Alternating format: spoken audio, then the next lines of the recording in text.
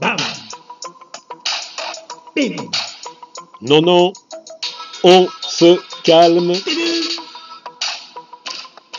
C'est une vidéo cool, on se calme. On va juste parler du ver, du sonnet. Voilà. Antoine, c'est à toi. Contemporain de Malherbe. Ça, c'est vraiment bien. Un sonnet classique, je dirais du haut classicisme. Sonnet chrétien de Gombauld. Donc, ça doit être à peu près 1575, voilà, toute la première moitié du XVIIe siècle. J'y trouve beaucoup de choses que j'aime, c'est-à-dire parfois la singulière simplicité, l'économie lexicale et la parfaite mise en place qui fait que on trouve dans un alexandrin quoi? La surprise que ce soit un alexandrin. Vous allez voir. Cette source de mort, cet homicide de peste, ce péché dont l'enfer a le monde infecté, m'a laissé pour tout être un bruit d'avoir été. Et je suis de moi-même une image funeste. L'auteur de l'univers, le monarque céleste, s'étant rendu visible en ma seule beauté, le vieux titre d'honneur qu'autrefois j'ai porté et que je porte encore est tout ce qui me reste. Mais c'est fait de ma gloire et je ne suis plus rien qu'un fantôme qui court après l'ombre d'un bien et qu'un corps animé du seul ver qui le ronge. Non, je ne suis plus rien quand je veux m'éprouver, qu'un esprit ténébreux qui vit tout comme en songe et cherche incessamment ce qu'il ne peut trouver. Voilà. Culture, goût, le goût se travaille, le travail se goûte. Je n'y peux rien. Quand on est habitué à cette économie que je trouve brillantissime, cette délicatesse, cette simplicité tellement singulière, je le dis, les sonnets de nos grands poètes du XIXe siècle sont très difficiles à digérer. Et maintenant, quelqu'un qui a été élevé dans la pure tradition, enfin, dans la pure mode symboliste, qui débarque en poésie sous le règne de Mallarmé, Paul Valéry, mais qui, combien, 20 ans plus tard, 30 ans plus tard, redécouvre Racine. Comme Stravinsky, à la même époque, redécouvre Bach. Et voilà des œuvres qui ne laissent rien perdre de l'ancienne leçon.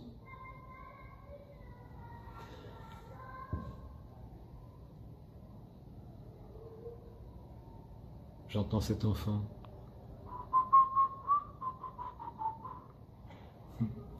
La musique de la langue dite naturelle. Bon, donc les Alexandrins de Paul Valéry, le troisième fragment du Narcisse.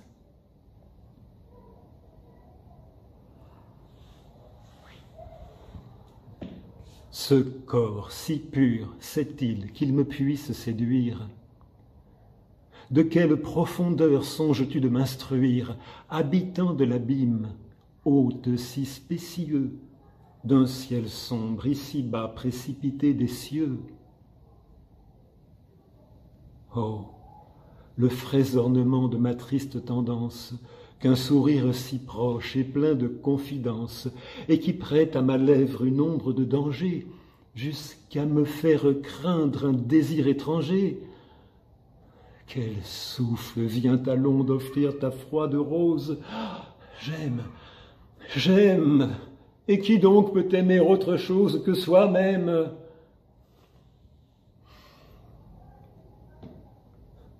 toi seul, ô mon corps, mon cher corps, je t'aime, unique objet qui me défend des morts.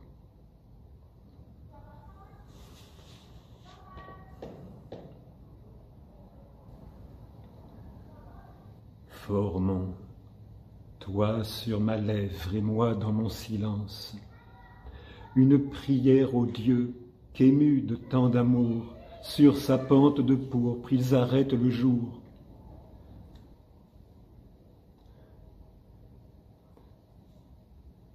Faites, maîtres heureux, pères des justes fraudes.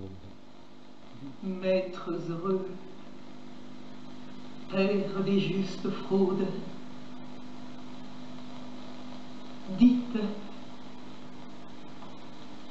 qu'une lueur de rose ou d'émeraude, que des songes du soir votre sceptre reprit, pur, et toute pareille au plus pur de l'esprit, attendent au sein des cieux que tu vives et veuilles, près de moi, mon amour, choisir un lit de feuilles, sortir tremblant du flanc de la nymphe au cœur froid, et sans quitter les yeux, sans cesser d'être moi, tendre ta forme fraîche et cette claire écorce, oh, te saisir enfin, prendre ce calme torse,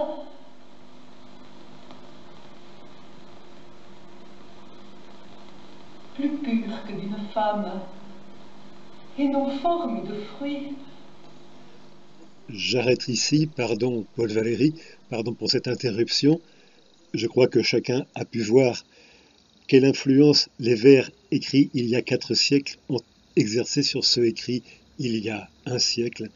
Et puis aussi, bravo à la comédienne, ces vers sont réputés injouables.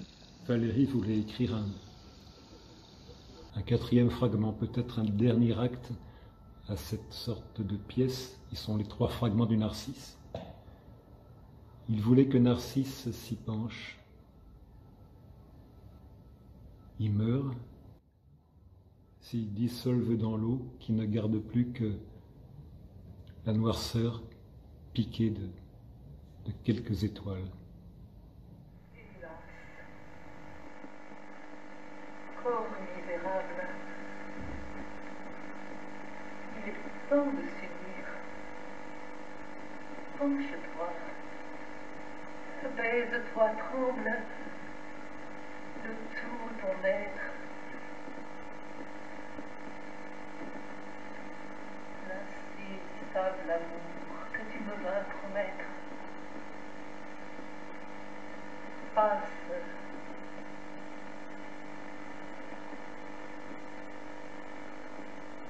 Et dans un frisson brise Narcisse.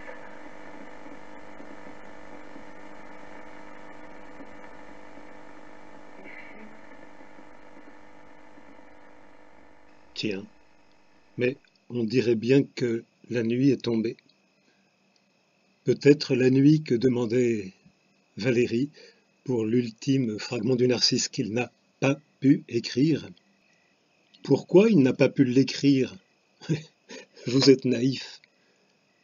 Vous me rappelez cet ami à qui je faisais remarquer que Racine composait 5 vers par jour, et lui de répondre « Oh ben, qu'est-ce qu'il faisait le reste du temps ?»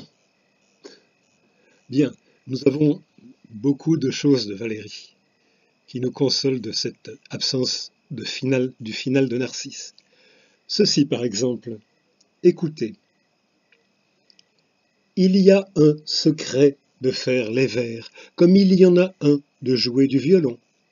Celui qui n'a pas le secret fait des vers, il joue du violon, du moins il le croit, et il s'y trompe, et d'autres avec lui, mais il confond ce qu'il croit faire avec ce qu'il fait réellement. Et c'est précisément posséder le secret que de ne pas faire cette confusion. Et c'est comme ça que Valéry, tu te moques de nous. Non, franchement, le secret. Ce paragraphe sur le secret est l'une des 100 000 jolies choses que l'on trouve dans ta prose.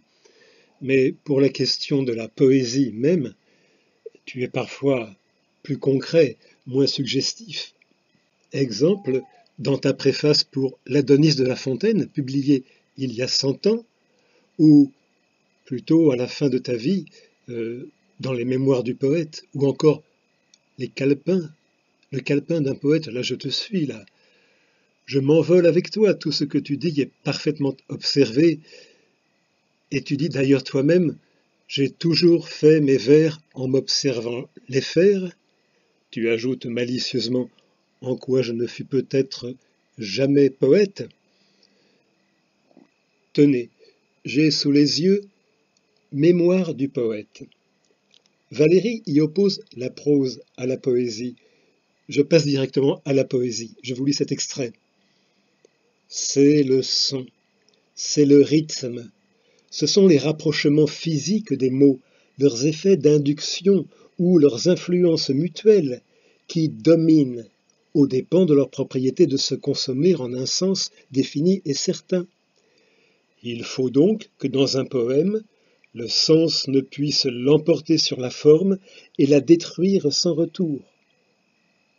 C'est au contraire le retour, la forme conservée, ou plutôt exactement reproduite comme unique et nécessaire expression de l'état ou de la pensée qu'elle vient d'engendrer au lecteur, qui est le ressort de la puissance poétique.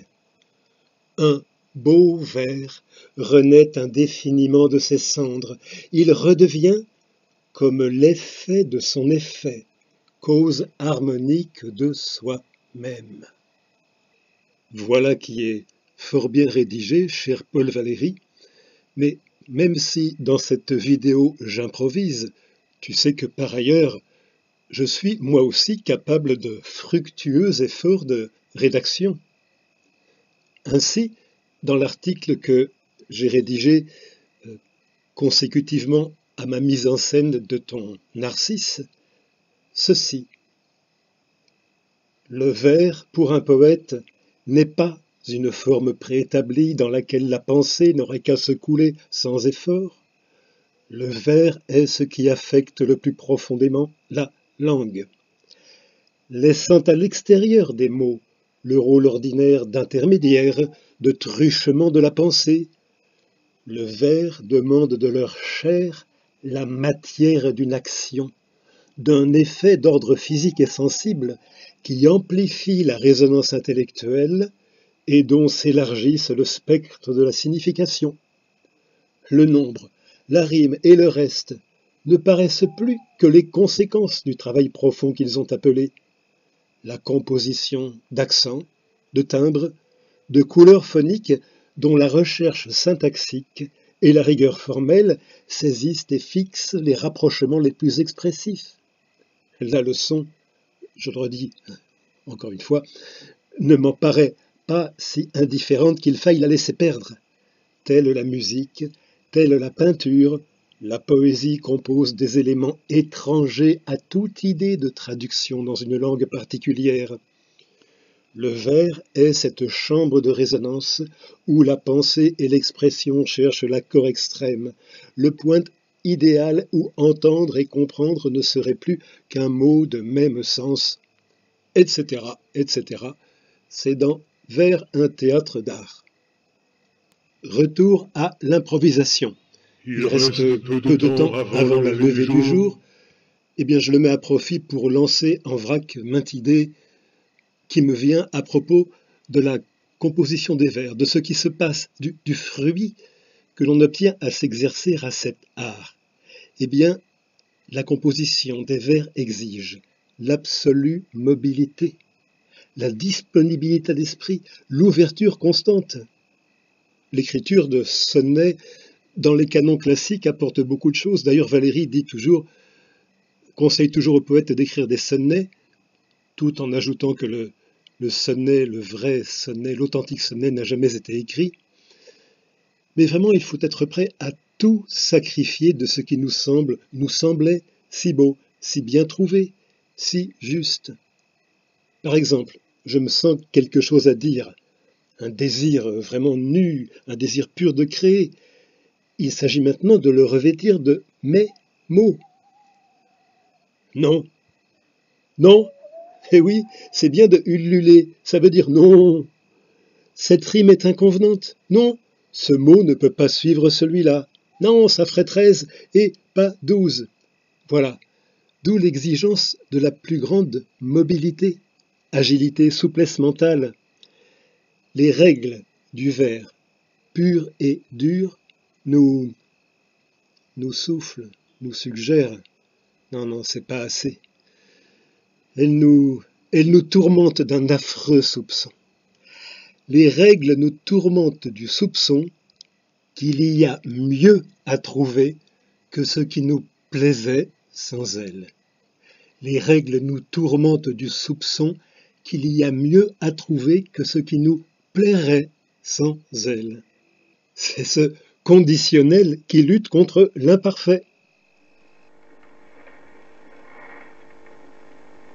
Ma fontaine lucide, ils n'ont qu'un fleuve obscur pour témoin ténébreux de leur toute-puissance. Mais mon âme est plus grande en désobéissance, plus admirable est mon essence.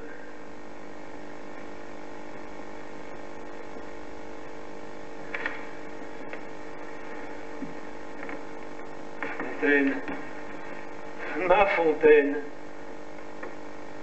ô transparent tombeau de maint oiseau blessé qu'ensevelit ton sable,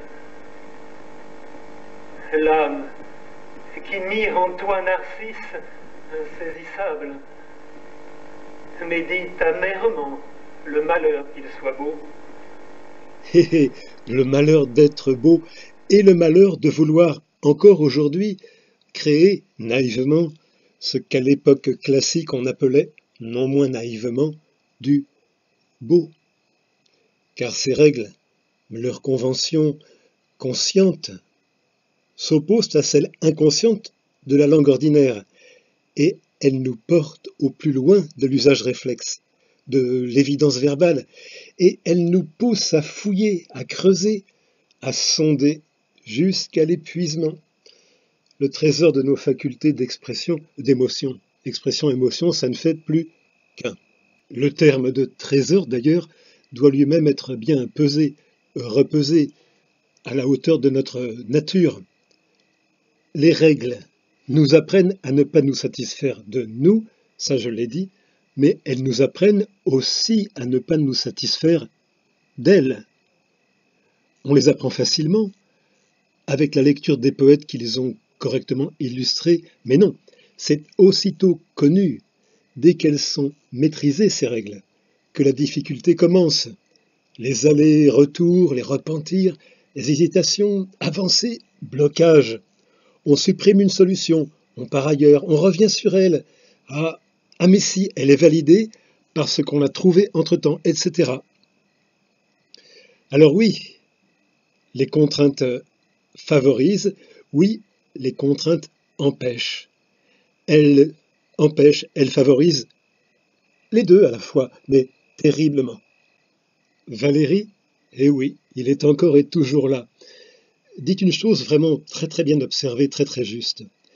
Les règles nous montrent que les pensées qui nous viennent de nos envies, de nos besoins, de nos sentiments, des événements, de tout ce que nous vivons tous, tout ce dont nous regorgeons, les règles nous montrent que ces pensées ne sont qu'une petite partie des pensées dont nous sommes capables. Et ce travail, ce creusement infini dans les conditions de ce que ces règles à la fois permettent, à la fois interdisent, c'est la poésie même, ce travail. Et un autre effet est de rejaillir sur la conscience que nous avons de notre condition verbale. Et je le dis sur la bizarrerie de cette forme d'échange qu'est la parole. Je sais que beaucoup de poètes actuels, vivants, ont écrit et écrivent toujours en toute indifférence à cet ancien jeu. Notamment, On a beaucoup ignoré le vers au XXe siècle. Mais la liberté d'écriture, elle est aussi ancienne qu'absolument totale et souhaitable. Au XVIIe, Boileau, le sévère législateur du Parnasse, appelait poème tout roman. Alors, vous n'êtes que lumière, adorable moitié d'une amour trop pareille à la faible amitié. Vous n'êtes que lumière. 2 vers extraits du 2e des 3 fragments du Narcisse. Vous n'êtes que lumière, adorable moitié d'une amour trop pareille à la faible amitié. On dirait que ça sort de Bérénice, de Racine. Toute l'invention consiste à faire quelque chose de rien. Il y a beaucoup à dire sur cette économie lexicale, sur cette abstraction qui s'oppose à presque tout ce que le XIXe siècle a produit de poésie. Oh, je simplifie exagérément, je sais bien, on ne peut pas engloutir dans une vision aussi réductrice de poètes aussi distincts que Musset et Mallarmé. Il reste peu de temps avant le lever du jour. Oui, vous avez raison, c'est vrai. Je suis long. J'admire ceux qui ont eu la patience de regarder la vidéo jusqu'ici. Et alors, je vais terminer. Je vais essayer de fermer la boucle en revenant à Jean Augier de Gombauld, au tout premier sonnet. Je vais faire une petite modification pour faire comprendre le mieux que je peux cette question de l'économie lexicale et de l'abstraction proprement classique. Les substantifs, les adjectifs aussi, bien sûr, a fortiori, mais déjà les substantifs, les noms communs. Leur placement doit demander une grande économie. Il faut être très judicieux. Ils sont comme, je ne sais pas, peut-être des pierres. Tenez, je pense à des carreaux d'un carrelage. Voilà. Ou, je ne sais pas, comme un pavé. Il suffit de les poser. Ça ne coûte vraiment rien. Mais la poésie, c'est la poésie classique. Tout ce qui compte, c'est jointoyer, lisser, polir. Et donc, je donne un exemple, je modifie un peu le sonnet de Gombauld. Gombauld ne dit pas qu'il cherche incessamment l'oiseau multicolore. Voyez, un substantif, un adjectif. Non, il dit qu'il cherche incessamment ce qu'il ne peut trouver. Ce qu'il ne peut trouver, c'est le mouvement même, le travail d'affinement, la marqueterie du poète. L'oiseau multicolore, c'est la facilité d'œuvrer avec du contreplaqué. Voilà. Je ne sais pas si je suis clair, l'exemple est un peu simple, mais je vous laisse travailler, je vous laisse chercher vous-même. Chaque fois que l'on peut remplacer un pavé par le mouvement de sa pose, on le fait. Le jour se lève, oui, je sais, pas besoin de répéter. Eh bien, je vous propose de terminer en plein classicisme, toujours.